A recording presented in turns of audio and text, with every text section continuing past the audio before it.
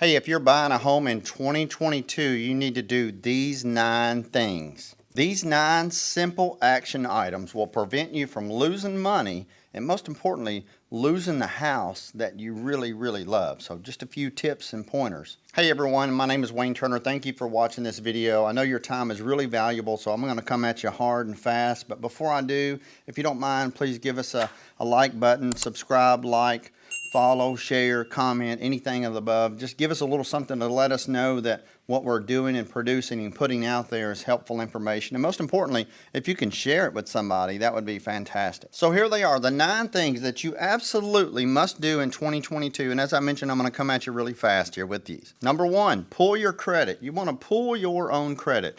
You can use Credit Sesame, Credit Karma, MyFICO. You can go straight to Experian, Equifax, and TransUnion. I personally am a fan of myfico.com.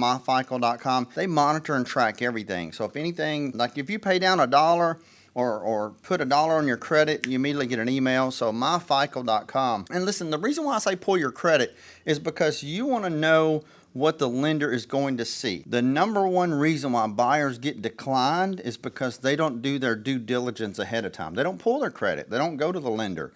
They just go out and randomly make offers on houses. So you want to pull your own credit. You see what the lender sees. That way, you don't set yourself up for disappointment. You actually pull your credit, and you know your credit, and there's no surprise. Okay, number 2. Number 2 is you want to look at your credit report. Now that you've pulled it, you want to look at your credit report, and you want to make sure everything on your report is yours, and you want to contest anything that's not yours. So anything that's on there, and it may be something like, for example, if you're a junior or senior or vice versa, if your name is real close to someone that may be a famous person, you want to make sure that your credit is your credit and someone else's credit is not on your credit, and then you can contest that. Now, the quickest and easy way to contest it is to go to Equifax, Experian, and TransUnion, and we can put links below to those. That way you can click on each one of those and you can basically email or make a phone call and let them know specifically what is on your credit that is not yours, and you can request it to be removed from your credit report. Okay, number 3, the third thing that you want to do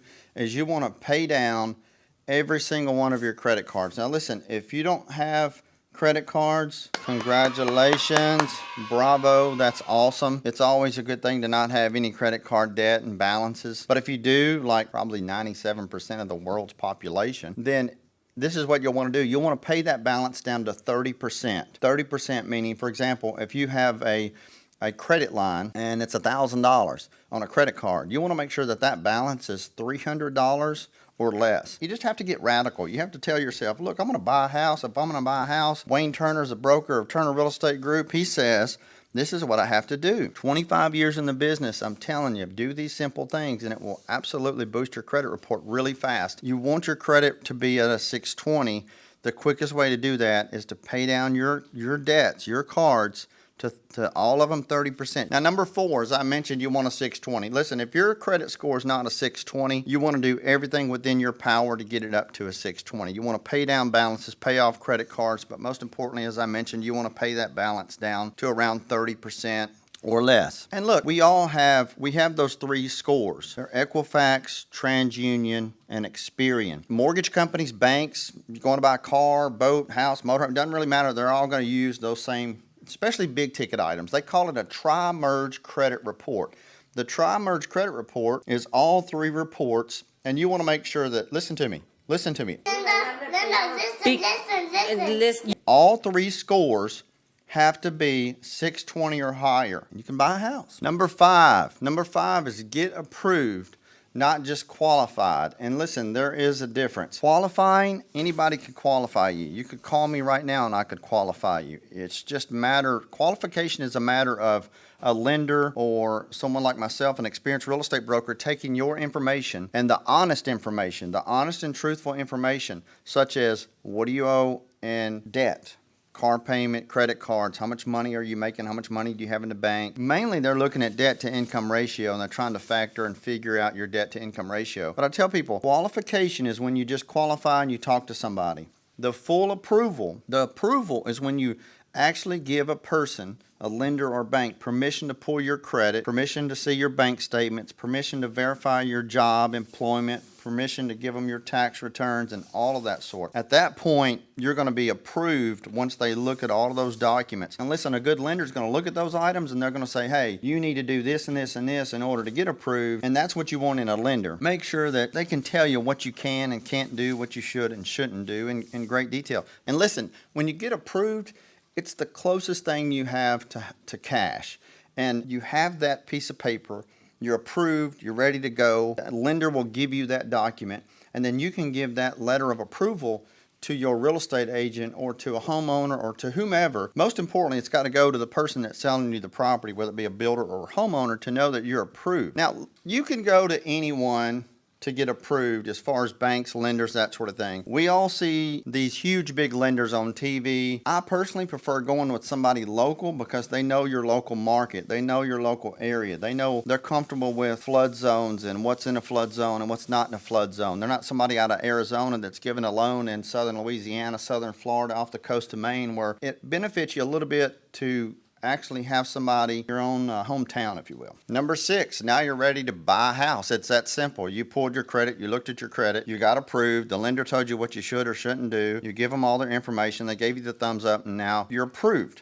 But listen, a huge word of caution. When you go to make an offer on a piece of property, you have to make sure that your real estate agent has a copy of that approval letter and they give it to the listing broker of the house. At the end of the day, you just have to ask yourself, how quickly can I make sure this letter, this approval letter, gets to the person selling me the property, whether it's the bank, if you're buying a foreclosure, or a homeowner, if you're buying an owner-occupied property, or an investor or builder. That approval letter is as close as you have to cash, because the approval letter, once again, will state that they verified income, they verified taxes, they verified bank statements, they verified credit, they verified income. It's all verified, and that way you're approved. Remember, A comes before Q in the alphabet, so get approved. And listen, a quick story voice of experience on that. As I get contracts in on properties that we have listed for sale, where the seller has hired us to broker the sale of their property. Now, I get contracts in from other real estate agents, and I can tell you 90% of the time, there is not an approval letter with the offer. Now, if you get multiple offers, and this happens on a weekly basis, we get multiple offers on a property that we have listed. Homeowners are knowledgeable enough to know, are they approved? And they ask me, are they approved? And sometimes I have to say, I don't know. I call the agent and they're like, well, yeah, they're approved, but I don't have anything. I don't have anything in writing. You got to have something in writing that shows you're approved. So what happens is your offer may be $4, $5, $10, $15,000 over the list price. You may state in the contract that you'll do an escalation clause. You may state that you'll pay more than appraised value, but at the end of the day, you don't even have an approval letter. So, you know what the sellers do most of the time? They'll end up taking the offer that's less money, going to put less money in their pocket. The offer for their house that is less than yours, but the one that's less has an approval letter and your offer didn't. So you see how it's so important to have that approval letter, get that approval letter. And listen, as I said before, it doesn't cost anything. You just got to get with a good lender and get them to pull everything and then give you the approval letter. Then you're good to go. All right, number 7. Number 7 is this. It's beneficial to hire an agent. It's good to have an agent working for you. The agent working for you is going to work for you on your behalf. They're your buyer's agent. And I can't emphasize it enough. You want a good agent, not just an agent. And it's okay to look. Please, it's okay to ask the agent, how many years have you been selling real estate? Are you full-time in the business? How many homes did you sell last year? What about the year before? In this business of real estate, you can take a home study course and become a licensed real estate agent in 30 days. The best way to learn real estate is experience. And I, like anyone else, 25, almost 26 years ago, was a new agent. And I can promise you that I know a lot more now than I did 25, 26 years ago. I'm not taking anything away from anybody. It's important for every person to do their due diligence and ask the proper questions to make sure that you have somebody that's looking out for your best interest, that has the knowledge, that has the experience to cover all the bases in case anything comes up. Because listen, there's a lot of complexity when it comes to a real estate transaction. Title, appraisal, inspections, what the inspector says, what the inspector thinks, what he's going to give you. You need somebody to be there for you that has that experience when the house doesn't appraise, when the home inspector doesn't show up, when the seller won't sell you the house, they've changed their mind. All the different scenarios. You want somebody in your corner. Plus, Plus, it does not cost you anything out of pocket when you purchase a house to have a buyer agent represent you. I'm sorry. Listen, we're all real estate agents. We join the board of realtors. That becomes the National Association of Realtors through our local board, and we're realtors, right? At the end of the day, your realtor, the agent you select, is your buyer agent. It doesn't cost you anything out of pocket. And here's why. When a house is listed for sale by a real estate brokerage company, that seller pays the listing brokerage company. The listing brokerage company cooperates with all other agents. So we as real estate agents, when we list a property, we put it in our local database and our local Board of Realtors database, aka also known as the MLS. That MLS then syndicates it to Realtor.com, to Zillow, and that sort of thing. That's how you're able to see all of these properties. But when it goes into the computer system, we put in there that if a real estate agent brings us a buyer for the house that we have listed, the seller's paying us money. So we will gladly pay your agent money to represent you to bring the buyer for the house. Listen, I know that sounds a lot, but most importantly, look at it this way. It's not going to cost you any money out of pocket. Your agent will be compensated for their efforts, but at the end of the day, they're looking out for your best interest. They're looking out on your behalf, and that's how they're compensated. They don't make a cent until you buy a house. It is strictly commission and selling real estate. Now, of course, there's nothing wrong with going straight to the agent. A lot of people say, well, I'll go straight to the agent. I've had people call and say, I want to talk to the listing agent. I want to talk to because they're of the mindset, well, I'm going to save some money. Well, here's what happens. When the property's listed with the listing company, the commissions are pretty much negotiated, set, signed, and done. So the fact that you're going to save doesn't outweigh the fact that you're now dealing with somebody that's not representing you. They're considered a dual agent or facilitator. Some transactions,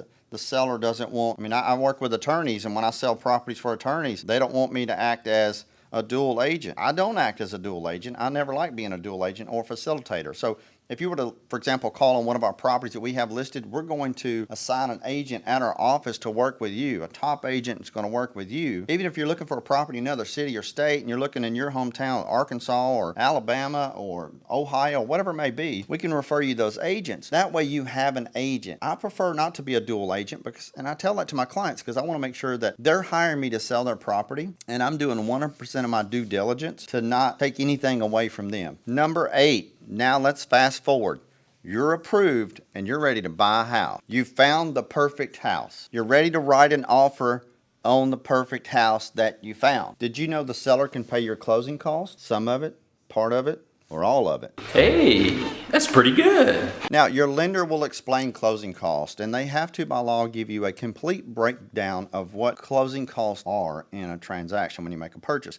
But a good rule of thumb is this. It never exceeds more than 3 to 3.5% of your loan amount. So if you're buying a $200,000 house, let's just say you're getting a $200,000 loan, it's never going to exceed that 3 to 3.5%. So $6,000 to $7,000, that's what's going to be your closing cost. And quite simply, closing cost is the cost that the lender charges you to purchase that transaction, to do that transaction. So you have processing fees, underwriting fees, you have the title policy, the closing attorney, and they typically never exceed 3 to 3.5%. So when you're purchasing a property, you can have the seller pay some or all of that. Now, by doing so, it can greatly benefit you if, for example, when you buy a house, you want to keep a little cash. And if you want to keep a little cash, then keep a little cash, have the seller pay your closing cost. That way, the money that you put down on a property is your down payment. For example, when you buy an FHA, when you buy a house with FHA says that you have to have 3.5% to put down. Coincidentally, closing costs are also 3 to 3.5%, depending on your state.